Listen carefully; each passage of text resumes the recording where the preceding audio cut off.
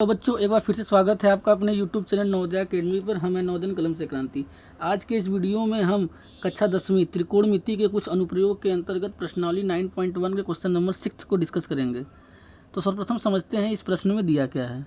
यदि आप प्रश्न को थोरोली रीड करेंगे तो आपको पता चलेगा कि 1.5 मीटर हाइट का एक लड़का है जो 30 मीटर ऊँचे भवन से कुछ दूरी पर खड़ा है, और वह लड़का जो मेरा भवन है, भवन के उच्चतम बिंदु को देखता है, अर्थात भवन के शिखर को देखता है, तो उसके आँख के द्वारा 30 डिग्री का कोण बनता है केस नंबर 1 में, और वह कुछ दूरी मूव करता है। उसके बाद जो ये एंगल है वह 30 डिग्री से बदल के 60 डिग्री हो जाता है।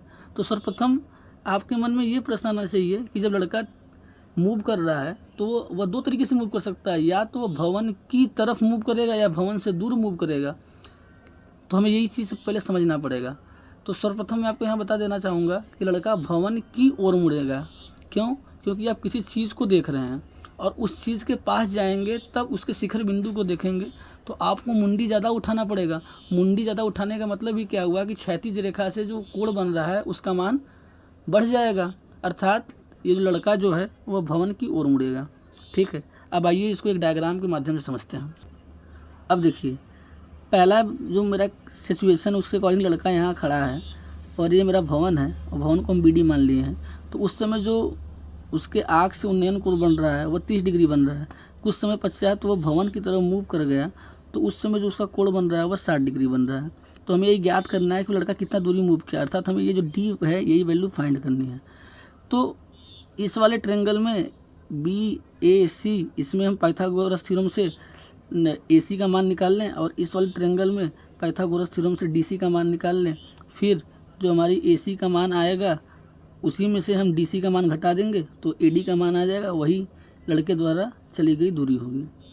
तो सर्वप्रथम यहाँ पे देखिए, ये जो लड़के की ऊंचाई दी है 1.5 दी हुई है। अब इस ट्रायंगल में यदि हम ट्रिग्नोमेट्री रेशियो को लगाना चाहें तो हमें यहाँ पे BC की लंबाई चाहिए, न कि BD की। यदि ये 1.5 है तो ये भी 1.5 होगा, तो यहाँ से हम BC का मान आसानी से कैलकुलेट कर लेंगे 30 में से 1.5 को सब्ट्रैक्ट करके।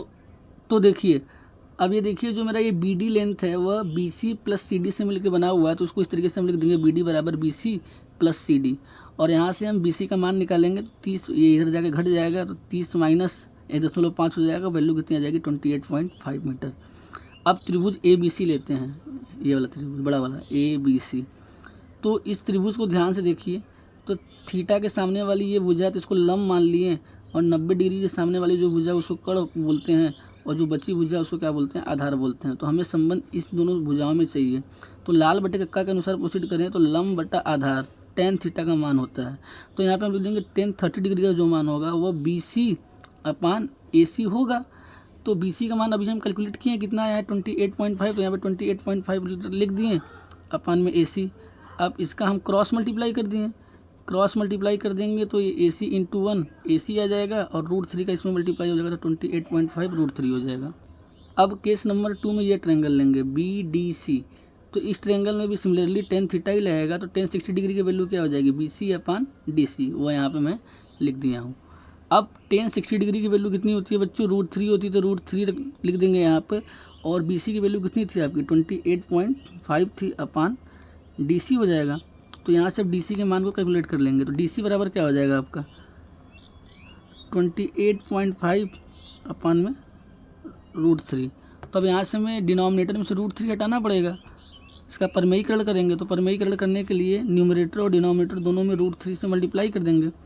अब √3 से मल्टीप्लाई करेंगे तो ये क्या हो जाएगा आपका 28.5 √3, और √3 मिलके 1 3 बाहर निकल देगा। कैसे निकलेगा इसको समझिए, ये √3 है और एक √3 है, जब इनका मल्टीप्लाई करेंगे तो रूट के अंदर 3 × 3 हो जाएगा, तो यहाँ से 1 3 का जोड़ा बना लेंगे तो 1 3 बाहर निकल जाएगा। अब देखिए ये वैल्यू 3 से कट रही है, 3 से इसको काट देंगे तो कितना बार में कटेगा, 3 9 27, एक बच्चा दशमलव लगा देंगे, 3 5 15, और ये √3। तो जो हमारी DC की वैल्यू आई वह कितनी आई है आपकी 9.5 √3, और इसका यूनिट कितना होगा मीटर। अब लड़के द्वारा भवन की तरफ तय की दूरी क्या होगी, ये पूरी वैल्यू में से जो AC है उसमें से DC को घटा देंगे। तो AC का मान कितना है आपका 28.5 आया है, तो यहाँ पे पुट कर दीजिए 28.5 और रूट थ्री माइनस DC का मान क्या आया है 9.5 रूट थ्री, तो 9.5 रूट थ्री। अब घटाइए तो रूट थ्री हो गया, ये जीरो में जीरो, 5 में से 5 घटा तो 0 बचा। फिर इधर 18 में से 9 गया तो कितना बचा 9, उधर 1, तो कितना आया 19√3 मीटर। अतः लड़के द्वारा तय की गई दूरी कितनी है बच्चों 19√3 मीटर। आशा करता हूँ यह प्रश्न आपको बहुत अच्छी तरीके से समझ में आया होगा। यदि आप वीडियो के इस चरण तक बने हैं तो कृपया आप हमारे चैनल को लाइक, शेयर एवं सब्सक्राइब करना ना भूलें, क्योंकि आपका सब्सक्रिप्शन ही हमारा मोटिवेशन है। Thank you so much.